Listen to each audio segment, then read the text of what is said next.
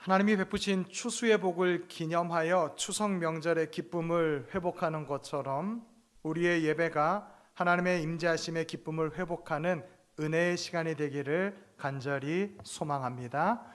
그런 마음으로 우리 옆에 있는 분, 뒤에 있는 분, 앞에 있는 분에게 세 분 이상 이렇게 얘기합시다. 제가 당신이라고 했다고 여러분들도 당신이라고 하지 마시고, 권사님이면 권사님, 장로님이면 장로님, 집사님이면 집사님, 나는 당신 때문에 너무나 기쁩니다. 자, 세 분에게 이렇게 고백합시다. 나는 집사님 때문에 너무나 기쁩니다. 나는 권사님 때문에 너무나 기쁩니다. 나는 집사님 때문에 너무나 기쁩니다. 아멘. 여러분이 이렇게 고백함으로 우리 속의 기쁨, 예배의 놀라운 은혜가 회복되어지는 줄 믿습니다. 무엇보다도요, 조금 여담인데 저는 어제 자존심이 엄청 상했어요. 뭐 때문에 상했냐면은, 이제 요 동네 사시는 분들은 알겠지만은 어제 한강에서 그 폭죽 있었잖아요. 전쟁 난 줄 알았어요. 1시간 동안 계속 우르르 쾅쾅 거려가지고 전쟁 난 줄 알았는데, 너무 속상한 건 뭐였냐면은 100만 명이 모였대요. 100만 명이 모이는 그 축제를 위해서 100억을 썼대요. 100억을 쓰면 100만 명이 모일만 한가요? 그쵸? 전 너무 속상했던 게 뭐냐면, 예수님은 우리를 위해서 당신의 생명을 주셨는데, 아니 왜 그리스도의 보혈의 값이 치러진 이 자리에는 왜 그 중요성을 모를까? 우리도 여기다 폭죽을 좀 터뜨려 볼까? 예. 그냥 여러분들도 이런 자존심 상함이 좀 있었으면 좋겠어요. 이게 진짜인데, 이 예배가 진짜 우리의 기쁨의 은혜의 자리인데 너무나 가짜에 많이 가려져서 진짜를 모르고 있는 우리의 모습이 안타까워요. 그 진짜 하나님께서 어떤 일을 행하셨는가를 오늘 말씀 가운데 좀 배웠으면 좋겠습니다. 창세기 15장에 하나님께서 아브라함에게 그 쪼개진 그 짐승들 사체 사이를 지나가면서 약속하신 언약의 사건이 나오거든요. 그 사건에서 하나님께서는 아브라함에게 그 후손들이 이제 애굽에서 종살이를 하다가 돌아올 것을 약속하세요. 창세기 15장 13절 14절 말씀입니다. 여호와께서 아브라함에게 이르시되 너는 반드시 알라. 네 자손이 이방에서 객이 되어 그들을 섬기겠고 그들은 400년 동안 네 자손을 괴롭히리니 그들이 섬기는 나라를 내가 징벌할지며 그 후에 네 자손이 큰 재물을 이끌고 나오리라. 여러분, 두 가지를 이 말씀에서 기억하셨으면 좋겠는데, 하나는 400년 동안 애굽 사람들이 괴롭혀서 하나님께서 그들을 징벌하고 이끌고 나올 것이다, 나온다는 말씀 하나 하고요, 또 한 가지는 큰 재물을 가지고 나온다, 부자가 된다라고 하는 이 두 가지 말씀을 여러분 한번 기억해 놓고요. 자, 오늘 우리가 읽진 않았지만 12장 17절엔 이런 말씀이 있습니다. 이날에 내가 너희 군대를 애굽 땅에서 인도하여 내었습니다. 이스라엘이라고 하는 이름을 받은 야곱의 가족이 70명이었어요. 그 70명이 애굽에 들어갔고요, 430년이 지났습니다. 근데 그 70명의 가족은 장정만 60만 명, 그러니까 전체 인구로 놓고 봤을 때 한 200만 명, 저는 개인적으로 한 300만 명 생각하고 있는데, 200만 명 쪽으로 추정되는 민족이 애굽을 탈출한 거죠. 이 변화를 여러분들이 기억하셨으면 좋겠어요. 저 17절 말씀에 내가 너희 군대를 이라고 말하거든요. 사실 이스라엘이 군대라고 말하기엔 참 초라한 그런 모습인데, 하나님은 그들을 군대라고 명명하고 있습니다. 변화에 주목해 보십시오. 가족, 야곱의 70명 가족이 들어갔는데 430년 동안 그들은 노예 민족이 됐어요. 그 노예 민족을 하나님이 긍휼히 여기셔서 그들을 건져냈더니 하나님의 군대가 되었다는 거예요. 여러분, 우리 가운데 이런 변화가 일어나기를 소망합니다. 마치 죄와 마귀의 노예처럼 살았던 우리가 하나님의 강한 군대가 되어 이 세상을 점령하고 이겨나가는 승리의 소식이 우리 가운데 넘쳐나기를 주님의 이름으로 축복합니다. 사실 여러분, 진짜 기도 많이 하셔야 돼요. 왜 진짜 기도 많이 하셔야 되냐면은, 우리 헤브론 교회가 기도가 회복되어지고 예배가 회복되어지고 우리 가운데 말씀이 회복되어지고 은혜가 넘쳐나려고 막 애쓰니까 우리 가운데 어려운 일들이 종종 생겨요. 애들하고 관계가 괜찮으신가요? 배우자와는 다툼이 없으신가요? 온 가족이 다 화목하신가요? 이상하게 요즘에 이제 제가 뭐 보고 들은 게 없지 않습니까? 근데 관계에 어려움을 겪는 분들이 많이 있다는 생각이 들어요. 기도하는 가운데. 이렇게 하면 또 이제 목사가 뭔가 점치는 사람처럼 들리면 안 되니까 그런 것 같아요. 여러분 이거 잘 생각하세요. 왜 우리에게 이런 환난이 오는가? 기도하고 돌파하라는 거예요. 옛날 같았으면 버럭 화내고 막 며칠 동안 삐져 있을 그 상황 속에서 하나님 앞에 강력하게 기도하고 돌파하라는 거예요. 내 마음을 상하게 만들고 나를 어렵게 만드는 문제들, 그게 질병일 수도 있어요. 그게 경제적인 문제일 수도 있어요. 그게 관계의 문제일 수도 있어요. 하나님은요, 우리를 하나님의 백성으로 변화시켰어요. 우리의 신분의 변화가 일어났어요. 여러분 어떤 문제가 여러분 앞에 놓여 있을지라도 담대하게 기도하며 돌파해 나가는 승리하는 그리스도의 군사가 되시기를 주님의 이름으로 축복합니다. 애굽에서 그렇게 노예 생활하던 그들의 신분이 변화되어서 하나님께서 그들을 하나님의 군대로 애굽에서 탈출할 수 있도록 능력 있는 군사로 만들어 주셨어요. 그래서 첫 번째 그들을 애굽에서 건져 주셨다는 것. 두 번째는요, 하나님이 부자가 되게 하셨다는 거죠. 35절 출애굽기 12장 35절 36절 말씀, 여러분 성경에 이렇게 써 있습니다. 이스라엘 자손이 모세의 말대로 하여 애굽 사람에게 은, 금, 패물과 의복을 구하여 여호와께서 애굽 사람들에게 이스라엘 백성에게 은혜를 입히게 하사 그들이 구하는 대로 주게 하심으로 그들이 애굽 사람의 물품을 취하였더라. 아까 우리 창세기 15장에서 말한 것처럼 큰 부자가 되게 해서 나오겠다. 근데 우리 젊은 친구들한테 이 얘기를 했더니요, 젊은 친구들이 이해를 못해요. 목사님, 그게 무슨 은혜고 무슨 복입니까? 그거 깡패지. 지금 전쟁한 것도 아니잖아요. 이스라엘이 애굽에서 탈출하는 과정이잖아요. 근데 자기 주인들한테 가서 금 주세요, 은 주세요, 폐물 주세요. 그 당시 옷도 엄청난 비쌌거든요. 옷 주세요 라고 얘기하는 거, 이거 무슨 강탈해서 뺏어가는 거지. 아니 그게 무슨, 그게 부자가 되고 은혜가 되는 겁니까? 젊은 사람들은 그렇더라고요. 이 공의가 아니라고. 우리 어른들은 이해가 안 되죠. 젊은 사람들이 이렇게 말하는 게. 아니 하나님이 주셨는데 그 무조건 좋은 거지. 어른들은 이렇게 얘기하죠. 이렇게 생각해 보세요.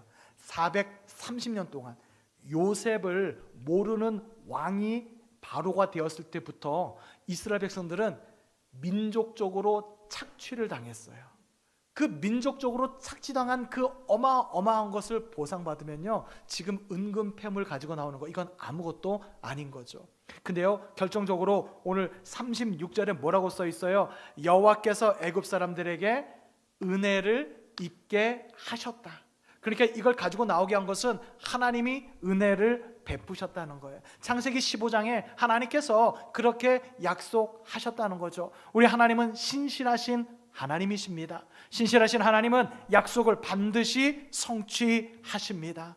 여러분, 여러분에게도 하나님께서 기도하는 가운데 들려주신 하나님의 말씀이 있을 거예요. 약속의 말씀을 잊지 마세요. 그거 잊지 않도록 기록해 두세요. 아주 오랜 시간이 지났을 때 하나님께서 응답하실 것이고요, 하나님께서 내게 응답하셨다 깨닫는 날이 올 겁니다. 그때 약속의 말씀을 성취하시는 신실하신 하나님을 내가 체험하여 알게 되었다 말할 수 있는 체험신앙의 하나님의 백성들 되시기를 주님의 이름으로 축복합니다. 그러니까요, 지금 우리 출애굽기 12장 읽고 있는 이 말씀은 신실하신 하나님께서 당신의 약속을 지키셨다라고 하는 것이 기록되어져 있는 거예요. 자, 이 유월절이라고 하는 것은요, 이스라엘 백성들에게는 노예 생활에서 해방되어지는 독립기념일이죠. 그런데 애굽 입장에서 보면요, 애굽은 패전일이에요. 마치 8월 15일이 우리에게는 광복절이지만은 일본에게는 패전일인 것과 동일한 의미죠. 하나님은 애굽에 내린 10가지 재앙을 통해서 애굽 사람들이 매달리며 살았던 애굽의 우상들을 무너뜨리세요. 예를 들면 나일강은 애굽 사람들의 생명의 원천이었어요. 그곳에서 농사도 지었고요, 그곳에서 물고기도 잡았고요. 애굽의 생명줄인 나일강을 하나님이 심판하심으로 정말 생명의 근원이 누구인지를 보여주셨어요. 개구리는요, 풍요와 다산의 여신인 헤크트를 상징해요. 풍요와 다산이 그 헤크트에 달려있지 않다는 것을 하나님은 개구리 재앙으로 보여주신 거죠. 10가지 재앙을 통해서 애굽의 우상들을 무너뜨림으로 하나님만이 참 하나님이시다라고 하는 것을 보여주셨어요. 우리 모두 알고 있죠. 10가지 재앙의 마지막 재앙은 뭐였죠? 장자의 죽음. 이 장자의 죽음이라고 하는 그 재앙에서 유월절, 유월, 넘어가다, 패스오버, 넘어가다라는 의미를 가진 유월절이라고 하는 이름이 나왔어요. 이 유월절은요, 유월절 절기를 지키기 위해서, 저는 이런 게 좀 약한데, 우리 추석에 송편 먹는 게 맞죠? 제가 설날 때 한번 이런 설교를 했거든요. 여러분, 설날에 송편 만들기 힘드시죠? 그런데 모두가 멀뚱멀뚱 쳐다보더라고요. 제가 이런 부분은 좀 많이 약합니다. 우리 추석에 송편 만들어 먹는 것처럼 이스라엘 백성들은 유월절에 어린 양을 잡아서 양고기를 먹거든요. 이 고기를, 양을 잡을 때에 그 양의 피를 문 임방과 문 설주에 바르는 거예요. 문 설주는 뭐죠? 문의 기둥. 문 임방은 뭐죠? 그 기둥과 기둥을 연결하는 거예요. 저 주일학교 다닐 때는 그래서 문 임방과 문 설주 디귿자구나 이렇게 생각했는데, 제가 다시 성경을 열심히 읽고 주석을 보고 그리고 사전을 찾아봤더니요, 이 문설주는 2개랍니다. 위에도 있고 아래도 있대요. 그러니까 아마 이렇게 발랐겠지만 밑에도 이렇게 발랐을 수도 있을 것 같아요. 근데 그 의미가 뭘까 생각했더니 집 안으로 들어가는 유일한 통로예요. 그 통로를 보혈, 예수님의 보혈로 막아주니까, 그러니까 악한 죽음의 사자가 들어가지를 못하는 거예요. 제가 가정마다 신방할 때, 혹은 어느 집이 이사해서 신방할 때, 저는 그 집 문에 가서 손을 얹고 기도합니다. 주여, 이 집 문에 그리스도의 보혈을 발라 주시사 악하고 더러운 것들이 이곳에 틈타지 못하게 하옵소서. 그러면서 기도해요. 여러분들은 어떤 의미를 갖고 있는지 모르겠지만, 여러분 집 문에는 교회가 붙어 있나요? 교패가 붙어 있는 것은 나는 헤브론 교회 신자야 라고 하는 의미도 있지만요, 거기에 영적인 의미를 부여하자면 나는 예수 믿는 사람이야. 예수 믿는 사람이기 때문에 그리스도의 보혈이 우리 집 문 임방과 문 설주에 발라져 있어. 악한 영이 침투하지 못하는 주의 능력이 나의 집을 보호하고 있어. 이런 의미를 갖고 있는 거예요. 자, 그러니까요, 어린 양의 피를 문임방과 문설주에 바름으로 애굽 전역에 임한 죽음의 천사가 넘어갔다. 그래서 유월절인 거예요. 근데 저는 여기서 은혜를 생각했어요. 그 문임방과 문설주에 바른 그 보혈을 바른 그 집 안에 있는 사람들이 의롭기 때문에 죽음의 천사가 넘어간 것이 아니라는 거죠.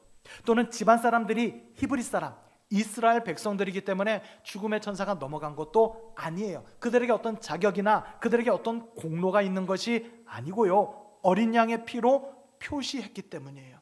이것을 저는 은혜라고 해요.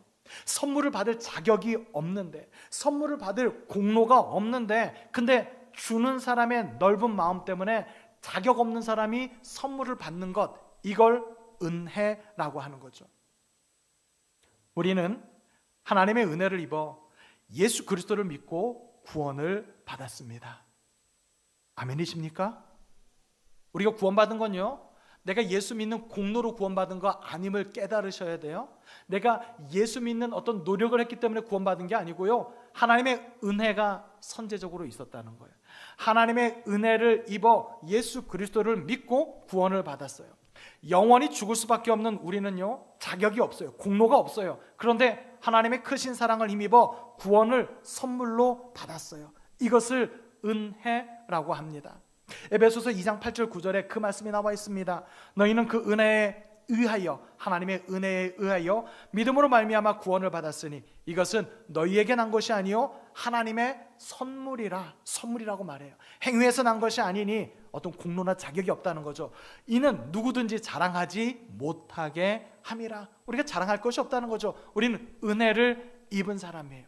잘 들으세요. 은혜 입은 사람은 은혜 입은 사람의 마땅히 행해야 될 삶의 자세를 가져야 돼요. 내게 자격이 없는데, 나에게 어떤 공로가 없는데 내게 은혜가 끼쳤다면, 은혜 받은 사람으로서의 마땅한 삶을 살아가야 한다는 거죠. 오늘 우리가 보고 있는 출애굽기 12장에는 이렇게 구원의 은혜, 출애굽의 은혜를 입은 사람이 행해야 될 두 가지 마땅한 삶의 자세를 말하고 있는데요, 9절 말씀을 우리 한번 같이 읽어볼까요? 출애굽기 12장 9절 말씀입니다. 함께 읽겠습니다. 날 것으로나 물에 삶아서 먹지 말고 머리와 다리와 내장을 다 불에 구워 먹고. 저는 이 말씀 볼 때마다요, 와, 제가 좀 해악을 가지고 말씀을 드리려고 하는 얘기예요.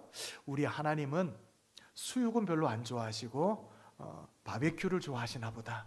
이게 봤더니 뭐라고 써 있어요? 정확하게 물에 삶아서 먹지 말고, 그렇죠? 그리고 끝에 뭐라고 돼 있어요? 불에 구워 먹어라. 우리 하나님 왜 자꾸 물에 삶아 먹지 말고 불에 구워 먹으라고 했을까? 일단 첫 번째 중요한 걸 말씀드릴게요. 이 유월절 어린 양의 의미는 예수 그리스도를 말해요. 요한복음에도 말하고 있고요, 또 고린도전서 5장 7절에도 이렇게 말씀하고 있어요. 너희는 누룩 없는 자인데 새 덩어리가 되기 위하여 묵은 누룩을 내버리라. 우리의 유월절 양 곧 그리스도께서 희생되셨느니라. 그러니까 이 유월절의 양은 예수 그리스도를 상징하거든요. 그리스도의 보혈로 말미암아 우리가 구원받았는데, 예수님이 유월절의 양이 되셔서 번제로 희생제물이 되어 우리의 죄를 대속해 주셨고, 또 화목제물이 되어서 하나님과 사람 사이에 화목해 하시는 역사를 이루셨다는 거예요. 자, 그런 의미에서 번제를 기억하기 위해서 불에 구워 먹는다라고 하는 의미로 볼 수 있어요. 그런데 오늘 저는 그 말씀을 드리려고 하는 것이 아니라, 이거는 너무나 당연하게 보편적으로 마땅히 알아야 될 것이고요, 제가 오늘 말씀드리려고 하는 것은, 나는 수육을 좋아하는데 왜 물에 삶은 거 먹지 말라 그랬을까? 라는 생각을 하시는 분이 아무도 없을까요? 이 중에? 감사합니다. 없으면 어떡하나 했어요. 사실은 학자들이 이런 얘기를 해요. 애굽 사람들은요, 고기를 물에 삶아 먹는 습관이 있대요. 유대인들은 잘 그러지 않는데, 근데 애굽 사람들은 고기를 물에 삶아 먹는 습관이 있대요. 그러니까 그런 습관이 430년 요셉이 통치할 때를 지나서 요셉을 모르는 왕 바로가 통치할 때 이 이스라엘 백성들이 노예 생활을 하면서 주인이 주는 음식을 그대로 먹으며 자기도 모르게, 이제 자기 민족은 원래 화식을 좋아했는데 근데 자기도 모르게 물에 삶아 먹는 고기에 익숙해진 거죠. 다른 말로 말하면 애굽 생활에 익숙해진 거예요. 근데 거기에 담겨있는 영적인 의미를 잘 모르는 거죠. 그 속에 숨어있는 내용을 잘 모르는 거예요. 그래서 알게 모르게 그 음식을 먹는 가운데 애굽의 우상 숭배의 뿌리가 그들 속에 들어와 있다는 거죠. 하나님은 그러지 말라는 거예요. 음식 하나를 먹더라도 올바르게 먹으며 하나님의 백성답게 먹으라고 말씀하고 있는 거예요. 이건 우리의 사상과 생각과 마음에 대한 것인데요, 저는 사실 오늘 본문 말씀을 놓고 굉장히 많이 고민했던 것 중에 한 가지가, 아니 갑자기 6월절 설교라니. 이 설교 원고와 설교 제목과 본문은 1년 전에 정해졌거든요. 아니 갑자기 6월절 설교라니, 이게 뭐지? 곰곰이 생각해 보니까 추석을 앞두고 추석 명절, 이스라엘의 가장 큰 절기가 6월절, 이렇게 연결시킨 것 같아요. 추석을 한번 생각해 보십시오. 추석을 앞둔 여러분들의 마음은 어떨까요? 제가 한번 넌지시 물어볼까요? 여러분, 추석은요 추수감사 축제잖아요. 우리가 농사 지을 때 추수한 게 너무나 감사해서 지키는 절기가 추석이잖아요. 잘 대답해 보세요. 크게 대답하면 더 좋아요. 추석의 풍성한 오곡백과는 누구의 은덕인가요? 여러분들은 믿음이 좋아서 예배를 드리기 때문에 전부 다 하나님 그러는데, 다시 작게 얘기해 보세요. 우리의 추석 명절에 오곡백과, 어른들이 더도 말고 덜도 말고 한가위만 같아라 라고 말하는 이 추석의 풍성한 열매는 누구의 은덕인가요? 제가 은덕이라고 말한 이유가 있어요. 은혜라고 말하지 않고. 우리 마음속엔 다 뭐가 깔려 있냐면요, 조상님들의 은덕이라고 깔려 있어요. 너무나 보편적인 얘기잖아요. 우리 모두가 너무나 당연하게 생각하는 얘기잖아요. 잘 생각해 보세요. 내가 조상의 묘를 잘 썼기 때문에 그 은덕을 입고 있다고 말하는 거라고요. 잘 생각해 보세요. 내가 조상에게 제사를 잘 지내서 조상님들이 이 추석에 와서 제사 음식 맛있게 먹고 나한테 복 주셨다라고 얘기하는 거예요. 목사님 너무 나갔어요. 그렇게 말한다면 생각해 보세요. 조상님들의 은덕이라고 하는 것은 조상의 영, 죄송합니다, 제가 이렇게 표현해서 귀신이 와서 귀신이 도와준다는 거예요. 이거는 우리 신앙에 위배되는 건데 우리 마음속에 은근히 그게 있다는 거예요. 제가 조상을 존경하지 말자는 말이 아니에요. 조상을 무시하자는 말이 아니에요. 제가 우리에게 주어진 이 모든 것들이 조상의 은덕이 아니라고 말하면 저 배은망덕한 목사 이럴지도 모르겠어요. 근데 여러분 분명히 깨달아야 돼요. 조상들은요, 돌아가신 어르신들은요, 우리와 달라요. 우리의 세계와 관련이 없어요. 그분들이 무엇을 해서 우리 세계에 복을 주는 게 아니라고요. 굉장히 어렵습니다. 오늘 설교가 용납이 안 되는 많은 어르신들이 계시는데 이게 사실이에요. 이게 진실인데 이게 용납이 안 되는 거죠. 너무나 오랫동안 우리가 추석 명절을 지내면서 이것은 조상의 은덕이야 라고 생각을 했다는 거예요. 저는 단호하게 말씀드립니다. 우리의 모든 삶의 열매는 하나님으로부터 온 것입니다. 우리는 마땅히 하나님께 감사드려야 합니다. 비록 지금 우리가 농경 문화를 배경으로 한 추수감사 정신이 없을지라도 우리의 삶의 모든 열매는 반드시 하나님으로부터 왔음을 선포해야 됩니다. 그러므로 이번 추석 명절을 통하여서 우리는 하나님께 감사해야지 조상들의 은덕이라는 말에 고개를 끄덕이거나 우리 마음속에 어떤 부분이라도 조상들의 은덕이라고 생각하면 안 된다는 거예요. 우리의 삶에 알게 모르게 이렇게 스며들어 있는 우상 숭배의 습관들이 많이 있다는 거예요. 세상에 속지 마세요. 세상은 우리에게 이렇게 말합니다. 세상의 중심은 너야. 네 생각이 언제나 옳아. 너의 그 똑똑한 이성적 판단으로 생각하는 것이 옳아 라고 말해요. 여러분 거기에 무엇이 숨겨져 있는지 아세요? 하나님 없이도 괜찮아. 너 하나님 없이도 똑똑하니까 네 생각으로 얼마든지 살아갈 수 있어. 하나님 없어도 너는 잘 살 수 있어 라고 우리를 속이며 하나님에 대한 감사를 지워버리는 거예요. 그렇게 우리가 구별되지 않고 세상의 가치관으로 살아가도록 우리를 세뇌시키는 거죠. 아니에요. 우리는 구별돼야 돼요. 우리는 애굽의 삶은 고기를 좋아하면 안 돼요. 그 삶은 고기 속에 은근히 스며들어 있는 애굽의 우상 숭배의 정신을 깨닫고 그것을 배격하고 우리 속에서 뽑아내야 돼요. 이게 바로 구별된 삶의 방식이라는 거예요. 하나님이 불에 구워 먹으라고 말씀하신 것은 애굽과 구별된 삶을 살라고 말씀하신 거죠. 첫 번째, 그래서 불에 구워 먹으라고 하는 것은 구별된 삶을 말씀하신 거라면, 두 번째는 여러분 오늘 우리가 본 출애굽기 12장 11절 말씀을 같이 한번 읽겠습니다. 함께 읽겠습니다. 너희는 그것을 이렇게 먹을지니 허리에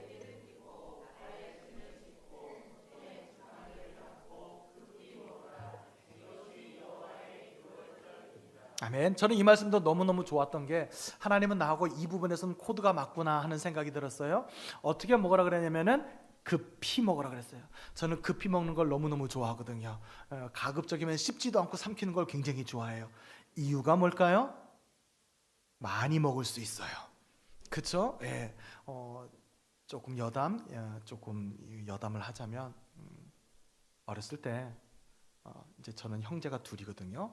형과 제가 둘이 앉아서 치킨을 먹습니다. 그러면요, 예를 들어 치킨 한 마리에 12조각이 있다. 그러면은 저는 9조각을 먹는 동안 형은 3조각을 채 못 먹었어요. 왜 그랬을까요? 급히 먹어서, 씹지 않고 먹어서. 나중에는 우리 어머니가 형을 긍휼히 여기사 치킨을 정확하게 6조각 쪼개서 줘요. 그러면 여러분의 담임 목사는 어떻게 했을까요? 내 치킨을 뒤로 놓고 형 치킨을 절반으로 나눠서 3조각을 먹습니다. 그러나 형은 한 조각을 먹기 전에도 저는 급히 먹어서 세 조각을 다 먹고 내 거 여섯 조각 앞으로 놓고 내 거 여섯 조각을 다 먹는 동안 형은 세 조각을 다 못 먹죠. 저희 형은 굉장히 꼼꼼히 먹는 스타일이고 저는 얼른 씹지도 않고 삭히는 스타일이니까. 이런 부분에서 하나님은 나하고 좀 코드가 맞나? 이런 생각을 했어요. 여러분, 하나님께서 씹지도 않고 삼키도록 급히 많이 먹으라고 이렇게 말씀하셨을까요? 앞에 말씀 보면 이해가 되실 거예요. 자, 이렇게 먹으래요. 어떻게 먹으래요? 허리에 띠를 띠고, 그 다음에요 발에 신을 신고, 그 다음에요 손에 지팡이를 짚고. 이걸 어떻게 설명하면 좋을까 생각했더니요, 여러분 이제 명절에 기차 타고 시골에 내려가잖아요. 기차 타고 내려가는 그 시골 가는 그 길에, 요즘에는 제가 기차 타보니까 문화가 많이 바뀌었더라고요.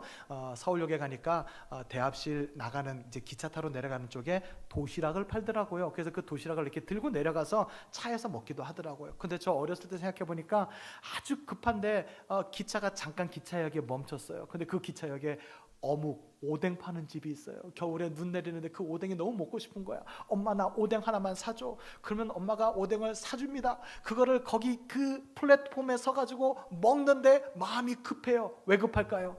저 기차가 떠나면 어떡해? 그쵸? 요거해요. 지금 허리띠를 띠고 발에 신을 신고 손에 지팡이를 잡고 언제든지 기차가 빵 하면 기차에 올라탈 수 있을 정도로, 그래서 급히 먹으라는 거예요. 여러분, 이 사람들이 왜 지금 출발할 준비를 하면서 급하게 이 음식을 먹느냐? 애굽은 죽음이에요. 하나님이 가라고 하는 저 광야는 생명이에요. 생명과 죽음의 갈림길에서 머뭇머뭇거릴 시간, 지체할 시간이 없다는 거예요. 여러분, 이것을 우리의 종말 신앙과 연결시켜야 돼요. 우리의 삶은 다 끝이 정해져 있어요.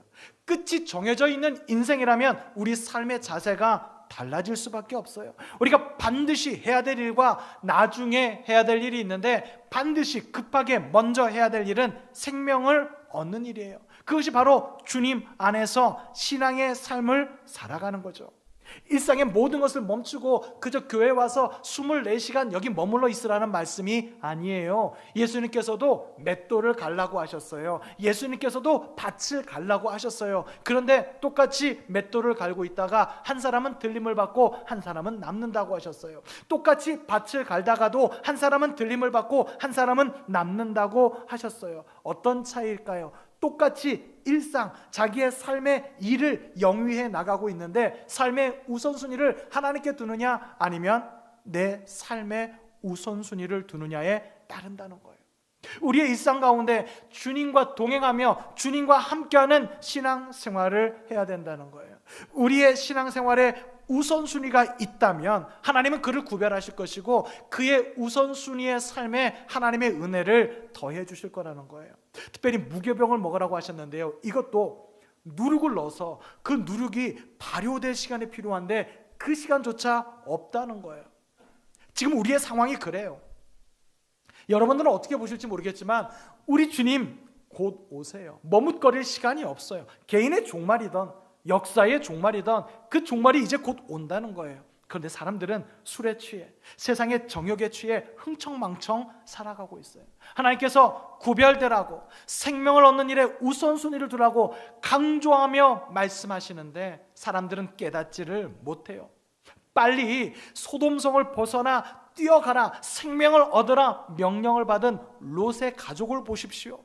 그 긴박한 상황 속에서 롯의 아내는 세상의 미련을 두어 머뭇머뭇거리다가 생명을 얻을 수 있는 그 기회를 잃어버리고 소금 기둥이 되고 말았어요. 여러분, 우리의 우선순위, 정말 급하게 해야 될 일이 무엇인가를 결정하셔야 돼요.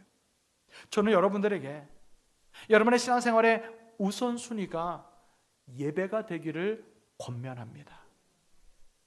저 중고등부 때요, 저 선생님께서 말씀해 주신 게 있어요. 일단 제가 여러분들을 가르친 거죠. 여러분, 월화수목금토일입니까? 일월화수목금토입니까? 자, 이건 좀 제가 많이 말씀드려서 익숙하셔야 될 것 같아요. 자, 달력을 보시면 압니다. 달력은 일월화수목금토지 세상 어떤 달력도 월화수목금토 일 돼 있는 것은 뭔가 잘못되어 있는 거예요. 첫째 날이 주일이에요. 그러니까 뭐냐면요, 주일을 중심으로 신앙생활을 해야 된다는 거예요.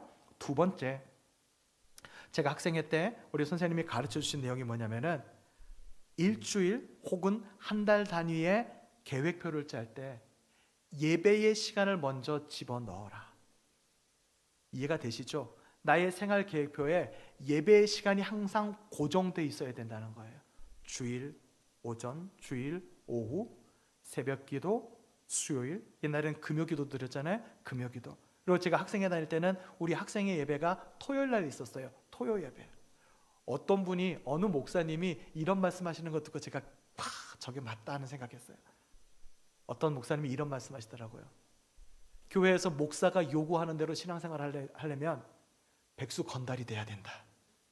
아무것도 안 해야 이거 다 할 수 있지, 이거 어떻게 다 지키냐. 근데 저는 지금 우선순위를 말씀드리는 거예요. 먼저 고정해 놓고 그리고 다른 스케줄을 그 다음에 정해 놓아야 한다는 거예요. 이게 우선순위의 모습이라는 거죠.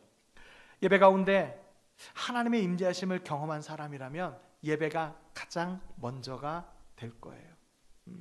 여러분 어떠셨나 모르겠습니다. 다들 연애를 해보셨을 텐데 연애할 때 여러분들의 우선순위가 무엇이었나요?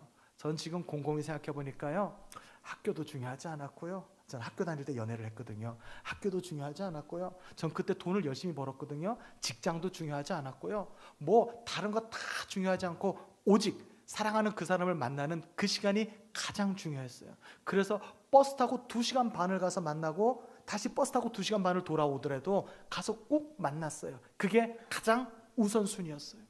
여러분들의 삶 속에 하나님이 임재하시고 하나님을 만나고 그 하나님의 은혜가 우리의 삶 속에 넘친다면 하나님을 만나는 그 시간이 우선순위가 돼야 되는 거예요. 가장 먼저 그것을 나의 최고의 우선순위로 두어야 한다는 거죠.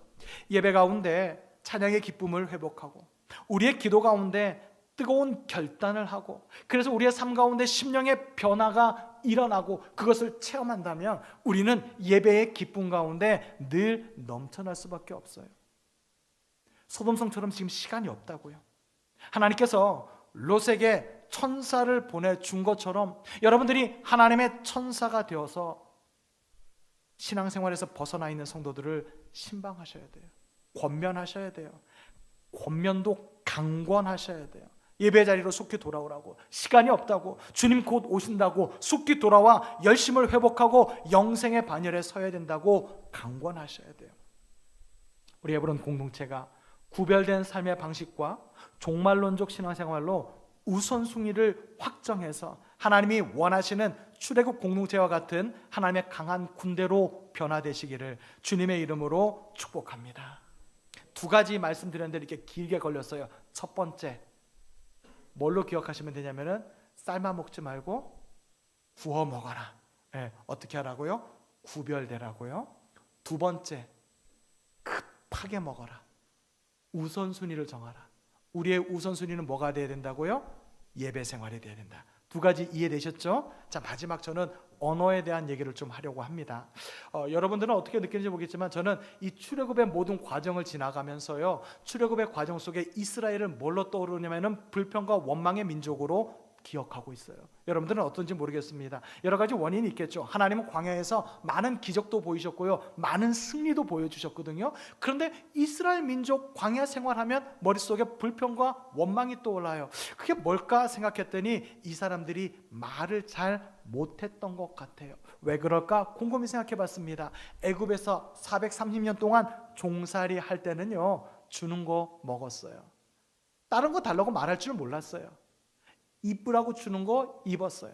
자라고 해준 데 가서 잤어요. 시간도 자기들 마음대로 정하지 못했어요. 그저 왕이 정해주는 대로, 주인이 정해주는 대로 너 이거 먹어, 너 여기서 자야 돼, 너 지금 자야 돼, 너 이 옷을 입어야 돼 정해주면 아니요 말할 줄 모르고 그냥 시키는 대로 다 했어요. 근데 갑자기 자유가 생겼어요. 갑자기 출애굽을 했어요. 하나님이 이들에게 자유를 주셨어요. 가만 보니까 내가 하고 싶은 말을 할 수가 있게 됐어요. 가장 먼저 나온 말이 뭐예요? 배고파 죽겠다. 옛날 부흥 강사님들께서 많이 하신 말씀인데, 물론 우리 어제 구역장 강사 교육에서도 말한 대로 된다 뭐 이런 얘기가 있었지만, 여러분 옛날에는 저도 국민학교 입학할 때 요 왼쪽에다가 뭐 달고 갈게요? 잘 모르세요? 손수건. 손수건을 왜 달고 갔을까요? 하도 코를 많이 흘리니까. 그렇죠? 그래서 엄마들이 어떻게 했어요? 이 손수건 가지고 코에다 대주면서 뭐라 그래요? 흥해라. 부흥 강사들이 그랬다고요. 제가 말씀드리는 게 아니라 흥해라. 그래서 우리나라가 흥했대요. 그래서 80년대, 90년대, 70년대 우리나라가 그렇게 부자가 되고 흥했다는 거죠. 근데 이상하죠? 80년대, 90년대 지나가면서 우리나라 사람들의 언어가 바뀌었어요. 바빠? 죽겠다. 힘들어? 죽겠다. 이스라엘 백성들이 뭐라 그러냐면 배고파 죽겠다. 걔네들 다 40년 만에 다 죽어버렸잖아요. 죽겠다 그래가지고. 자유가 생기니까요, 자기가 판단하기 시작해요. 그리고 판단한 말이 진짜인 줄 알고. 저는 원고에 이렇게 썼어요. 내 말이 절대적으로 옳다고 생각하고 그 말을 주장하는 거죠. 이 언어가요, 하나님의 은혜로 받은 구원의 그 놀라운 선물을 오염시켰어요. 하나님께서 이스라엘 백성들을 구원하셔서 독립하게 하신 그 기쁨의 놀라운 사건, 자유를 얻어서 내 이야기를 할 수 있는 이 놀라운 사건을 불평과 원망으로 오염시켰다는 거예요. 우리 가운데 얼마든지 우리 마음대로 말할 수 있어요. 우리의 생각을 말할 수 있어요. 그런데요, 내 말이 누군가의 걸림돌이 된다면 내 입에 족쇄를 채울 수 있는 결단이 있기를 소망합니다. 이번 추석 명절 일가 친척이 모여서 덕담을 주고받겠죠. 오랜만에 모여서 이야기를 하겠죠. 여러분, 한번 가만히 앉아서 들어보세요. 저는요, 사람들이 하는 이야기를 들으면서요, 깜짝깜짝 놀랄 때가 있어요. 와, 여러분들을 말하는 거예요? 우리 교회 성도들은요, 전부 다 박사예요. 정치 얘기하잖아요? 모르는 게 없어. 외교 얘기하잖아요? 모르는 게 없어. 경제 얘기를 하잖아요? 우리 국내 경제는 냅두고요, 세계 경제를 다 알아. 와, 어떻게 이렇게 잘 알지? 연예인 얘기, 드라마 얘기 말할 것도 없어요. 어쩜 이렇게 잘하는지 모르겠어요. 그 가만히 앉아서 들어보면요, 전부 다 박사인 것 같아요. 근데 또 하나 재밌는 게 있어요. 여러분, 오늘 점심시간이라도 한번 해보세요. 가만히 앉아서 들어보세요. 내 이야기가 절대적으로 옳으니까요, 내 말을 멈추지 않아요. 막 내 얘기만 해요. 남의 얘기를 안 들어줘요.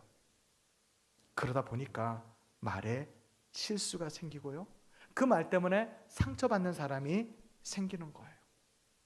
이번 추석 명절에는 여러분 전부 다 듣는 자가 되기를 축복합니다. 이건 아멘 크게 하셔도 괜찮을 것 같아요.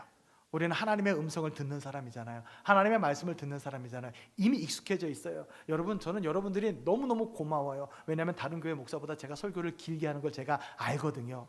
근데도 잘 들어주시잖아요. 얼마나 잘 훈련되어 있어요. 이번 명절에는 꼭 듣는 자가 되시기를 축복합니다. 그래서요, 여러분의 입에서 혹시 말이 나간다면 감사의 말, 너무 고맙습니다.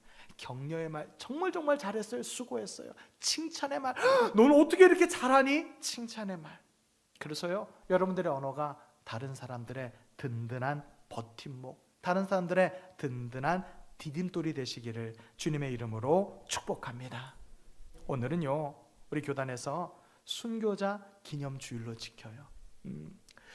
1924년 저도 이제 이 강경교회를 가봤는데요. 강경교회 갔더니요, 거기 이제 순교자 기념비가 이따만한 게 세워져 있더라고요. 거기 김복희 전도사님이라고 하는 분이 이제 그 교회 주일학교 아이들과 함께 신사참배를 하면 안 돼, 이건 우상숭배야 라고 하는 걸 교회에서 가르쳤어요. 얘네들이 학교 가가지고 조회 서는데 그 학교 초등학생들 57명이 우리는 하나님 믿는 사람이니까 신사참배를 할 수 없습니다. 동네가 난리가 났어요. 막 헌병이 오고 난리가 났어요. 그래서 강경교회 김복희 전사님과 57명의 아이들이 신사참배를 거부함으로 모진 고초를 겪었어요.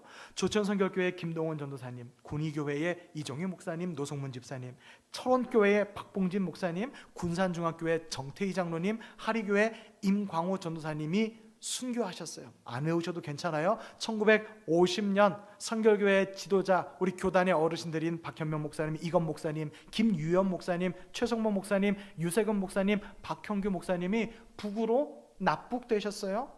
병천교회에서는요 66명이 순교했고요. 백암교회에서는 서두성 목사님, 강릉교회에서는 임수열 전도사님, 임자진리교회 유명하죠. 임자진리교회는 이판일 장로님과 48명의 성도가 모래사장에서 순교했고요. 중동리교회에서는 문중경 전도사님이, 두암교회에서는 윤임내 집사님과 23명의 성도가 순교했어요.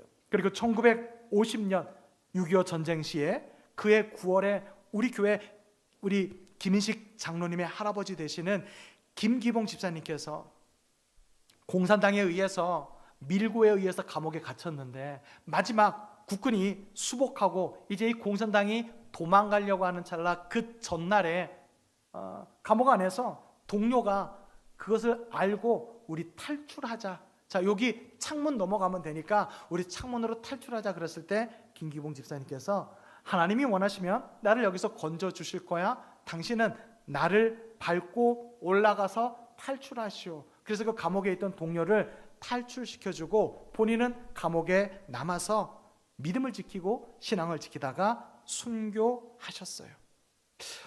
여러분, 이 순교자의 이 모든 이야기들을 말씀드리는 이유가 뭘까? 우리는 도대체 이 순교자들을 통해서 뭘 배울 수 있을까? 그들은요 이걸 알았어요. 은혜를 알았어요. 자격 없는 자가 예수 그리스도의 대속의 은혜로 말미암아 구원받았기에 그들이 입은 은혜를 순교의 삶으로 표현해 준 거예요. 이제 우리가 결단할 시간입니다. 하나님의 말씀을 들으면 우리는 그 말씀에 따라 결단해야 돼요. 불평과 원망으로 우리에게 주신 은혜를 훼손하고 있다면 이 시간 결단하십시오. 내 입에 파수꾼을 세우겠노라. 이번 추석 명절 구원받은 그리스도인의 구별된 모습을 보이므로 나의 말이 감사의 말, 나의 말이 격려의 말, 나의 말이 칭찬의 말이 되게 하겠노라고 결단하십시오. 그리고 그 결단을 통하여서 하나님의 일하심을 보여줄 수 있는, 하나님의 구원하심을 드러낼 수 있는 우리 사랑하는 헤브론교회 모든 주의 백성들 되시기를 주님의 이름으로 축복합니다.